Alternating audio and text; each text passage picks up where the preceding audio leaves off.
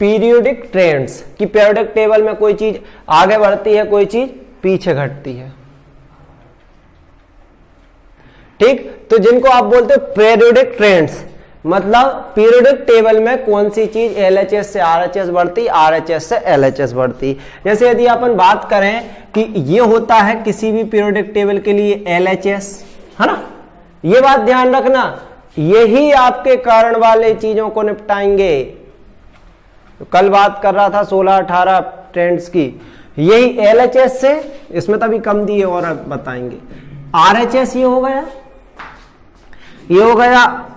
यदि आप बात करो तो अप ऊपर, और ये कहां हो गया, डाउन नीचे।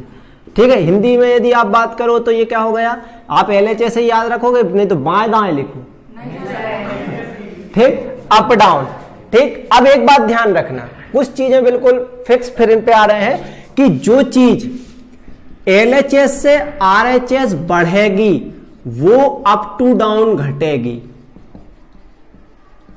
ठीक है, LHS to RHS is inversely proportional to up to down। समझते हो इसका मतलब कि जो LHS से RHS बढ़ रही वो ऊपर से नीचे घट जाएगी।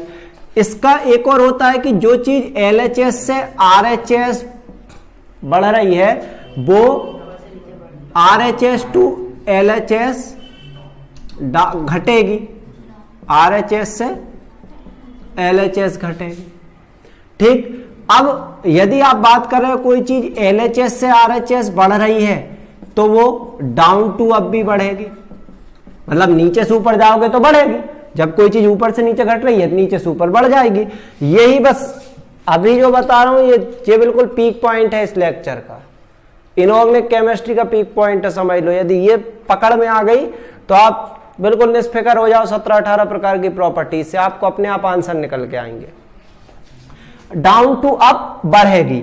अब एक चीज तो है कि जो चीज अप टू डाउन बढ़ रही है वो क्या होगी, डाउन टू अप तो घटना ही है, डाउन टू अप तो घटना ही, मतलब अप टू डाउन समझते हो, ऊपर से नीचे, डाउन टू अप मतलब नीचे से ऊपर। जो चीज ऊपर से नीचे बढ़ रही है वो नीचे से घटेगी। तो इनको अपन आपस में ऐसे इनवर्सली प्रोपोर्शनल बता सकते हैं। अब इसी हिसाब से आप कह सकते हो जो चीज आरएचएस से एलएचएस बढ़ रही है वो अप टू डाउन भी बढ़ेगी। बढ़ेगी कि नहीं बढ़ेगी, बढ़ेगी ना। जो चीज एलएचएस से आरएचएस बढ़ रही थी वो अप ऊपर से नीचे घट रही थी, तो आप उल्टा कर दो, जो चीज इधर से इधर बढ़ रही है वो ऊपर से नीचे भी बढ़ेगी। तो इन कुछ ट्रेंड्स हैं जिनको आपको याद रखना है कि ये सीक्वेंस आपको पता होना चाहिए मेनली। चाहो तो आप इस चीज को नोट कर लो पहले, फिर अपन आगे बात करें। नोट करो, बता रहा हूं फिर। बात नहीं, हेलो, बात नहीं, इसमें आवाज आती है।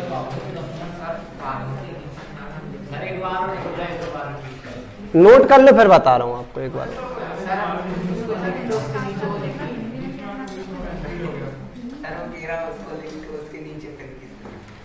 मतलब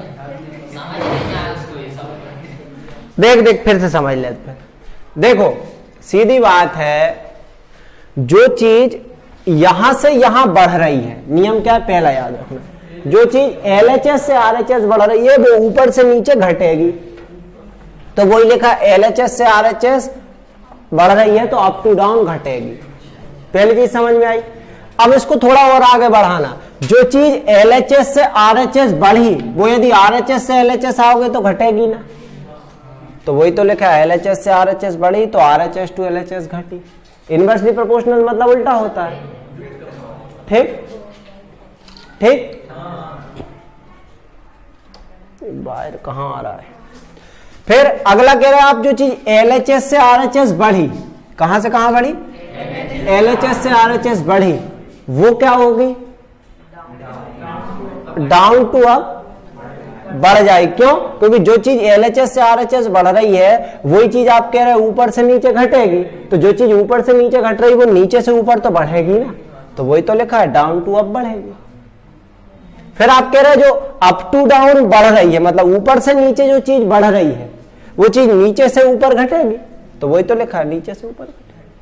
फिर आप कह रहे हैं जो चीज उधर से इधर बढ़ रही है तो वो ऊपर से नीचे भी तो बढ़ेगी। क्योंकि ये वाली चीज यहां से निकल के आई है ना। आप इस चीज को देखो, इस वाली चीज को, इसको और इसको, पहला और दूसरा, जो चीज अप टू डाउन एक दूसरे के इनवर्स हैं वो एक दूसरे के समानुपाती होंगे। ठीक है, ये चीज, जो चीज ऊपर से नीचे, नीचे से ऊपर बढ़ रही है उस पे रहेगा। लिखो और अच्छे से समझा देंगे, समझ में जाएगा, चिंता मत करो। अभी और एग्जांपल दे दे समझाएंगे।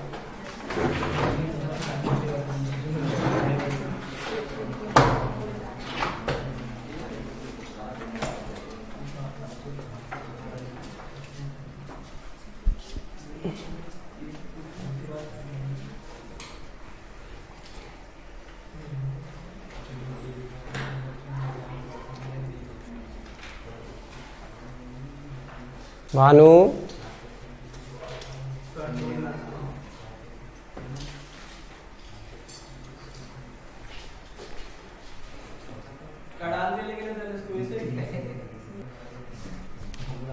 अब देखो एक चार्ट बना रहा हूं, ये चार्ट आपके सारे कंफ्यूजन दूर कर देगा।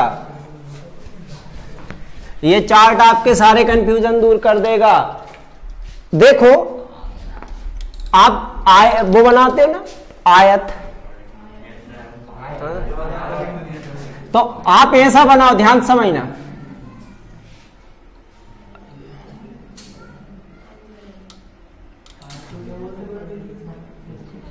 देखो आप क्या कहते हो, जो चीज LHS है ये, और ये RHS है, समझना, और ये ही अप है और ये डाउन है।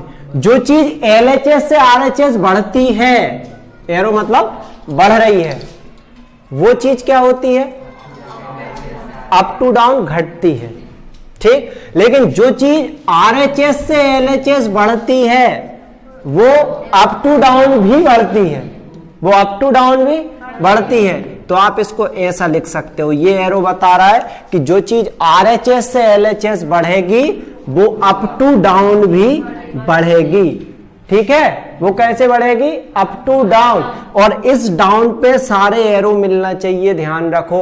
और जो प्रॉपर्टी आपकी यहां से यहां भी बढ़ेगी, मतलब यहां यदि सबसे पीक पॉइंट पे सबसे बड़ा नॉन मेटल है तो यहां सबसे बड़ा मेटल होगा। इसका उदाहरण है कि फ्लोरीन से बड़ा नॉन मेटल कोई नहीं है। सबसे ज्यादा विद्युत ऋणात्मक फ्लोरीन, वो इस पॉइंट पे है, और सबसे ज्यादा विद्युत धनात्मक सीजियम इस पॉइंट पे है। इस ट्रिक में एक बात याद रखना है, क्या क्या ये कभी भी इस्तेमाल नहीं करना है, पहला ग्रुप, ठीक है, जो पहला पीरियड, मतलब जिसको आप बोलोगे पहला आवर्त, जिसमें हीलियम और वो है, और 18वां ग्रुप और 7वां आवर्त, ये चीजों का इस ट्रिक से कोई नाता नहीं और उनकी जरूरत भी नहीं पड़ना है। मतलब दूसरे से लेकर 6वें आवर्त तक की बात चल रही है इसमें हमेशा, और 18वां समूह छोड़ना है, 1 से 17 तक की बात चल रही है। तो 1 से 17 में यदि यहां से आप शुरू करोगे तो फ्लोरीन ही पड़ेगा सबसे बड़ा, है ना। 1 से 17 में यदि आप बात करोगे तो आपको कौन पढ़ने वाला है, ये फ्लोरीन। ठीक, और यदि आप 7वां छोड़ोगे तो क्या पड़ेगा यहां पहला, सीजियम। तो सीजियम सबसे ज्यादा विद्युत धनात्मक है और ये सबसे ज्यादा विद्युत ऋणात्मक है, और ये सबसे बड़ी अधातु है, ये सबसे बड़ी धातु है। ठीक है, ये सबसे बड़ी अधातु, ये सबसे बड़ी धातु है। तो ये आपकी कहानी है। ठीक, अब देखो जो चीज यहां बढ़ रही है, एक आपने एक वो कहते हैं ना डायगोनल को पूरा कर लिया, एक विकर्ण के साइड का कर लिया पूरा। अब आप इसका थोड़ा और उल्टा चलो। अब जो चीज आप कह रहे LHS से RHS बढ़ेगी, जो चीज LHS से RHS बढ़ेगी वो नीचे से ऊपर भी बढ़ेगी। ठीक, तो अब आपको बता दूं कि आप इसको भी ऐसा कर सकते हो, कोई दिक्कत नहीं, सब एरो एक जगह मिलने चाहिए। यदि सीजियम की विद्युत धनात्मकता सबसे ज्यादा है तो इधर जाने पे विद्युत ऋणात्मकता बढ़ती और आपको अभी बताऊंगा इधर आने पे विद्युत ऋणात्मकता घटती है। तो सबसे कम विद्युत ऋणात्मकता वाला यहाँ सीजियम, सबसे ज्यादा विद्युत ऋणात्मकता वाला यहाँ फ्लोरीन। तो इसको रखना, ये किस चीज पे ट्रेंड कर रहा है, RHS से LHS और directly proportional to up to down के लिए डायगोनल है। ये किसके लिए है, जो LHS से RHS, मतलब कोई चीज LHS से RHS बढ़ रही है वो अप टू, वो डाउन टू अप बढ़ेगी। ठीक है, ये हमेशा बढ़ने को बता रहा है, इसका उल्टा आपको अपने आप घटता हो जाएगा। ठीक है, तो इस तरीके से ये चलेंगे। अब तो क्लियर हो जाएगा इससे, ग्राफ से बिल्कुल सबको, किसी कोई डाउट हो तो पूछ लो, इससे अब क्लियर हो जाएगा। पूरा पूरा ग्राफ बता रहा है, बस आपके एरो जिस पॉइंट पे मिल रहे हैं वो प्रॉपर्टी वहां सबसे ज्यादा पाई जाएगी।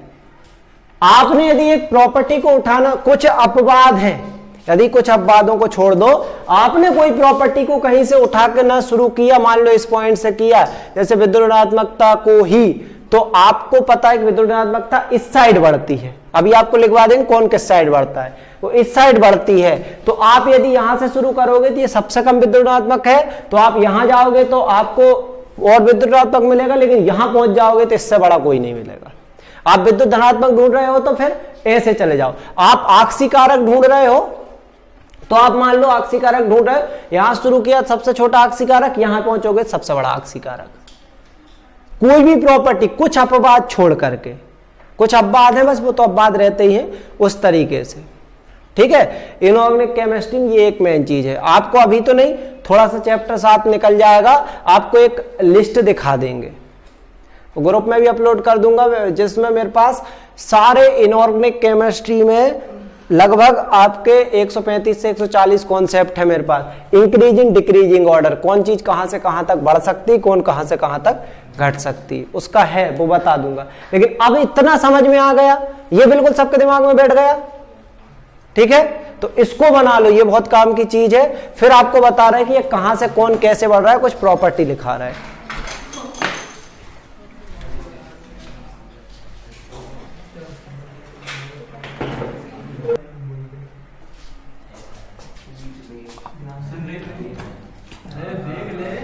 और ऑक्साइडों का अम्लीय गुण,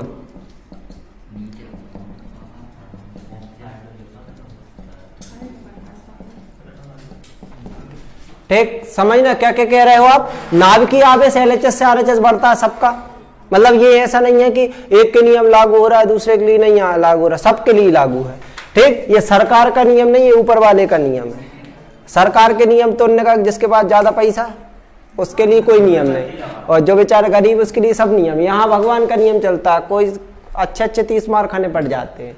नाभिकीय आवेश LHS से RHS बढ़ता है, आयनन विभव बढ़ता है। ठीक, आयनन विभव का मतलब होता है कि इलेक्ट्रॉन त्यागने के लिए जिस एनर्जी की जरूरत पड़ती है ना, मतलब इलेक्ट्रॉन किसी लेने के लिए जो खर्चा पानी देना पड़ता है वो, ठीक, इधर बढ़ता है। इलेक्ट्रॉन बंधुता बढ़ती है, विद्युत ऋणात्मकता बढ़ती है। ठीक, आध्यात्मिक गुण बढ़ते हैं। अभी आपको इन गुणों के विषय में नहीं पता हो, थोड़ा डिस्कस कर देंगे जब जरूरत, बीच बीच में आते रहेंगे तब। उसके बाद अपचयन क्षमता बढ़ती है, मतलब कोई कितना अच्छे से अपचयित हो सकता है। ऑक्सीकरण अभिकर्मक बढ़ता है, मतलब अच्छा ऑक्सीकारक कौन है, इसको आप बोल सकते हो ऑक्सीकारक गुण, ऑक्सीकारक गुण। और ऑक्साइडों का अम्लीय गुण बढ़ता है। अब यदि आप बात करो कि कौन सी चीज आपकी इधर से इधर बढ़ रही, ध्यान समझना, ये किस चीज को बता रहा है, कौन सी चीज LHS से RHS में बढ़ रही है। अब आपको बताएंगे अपन कि कौन सी चीज आपकी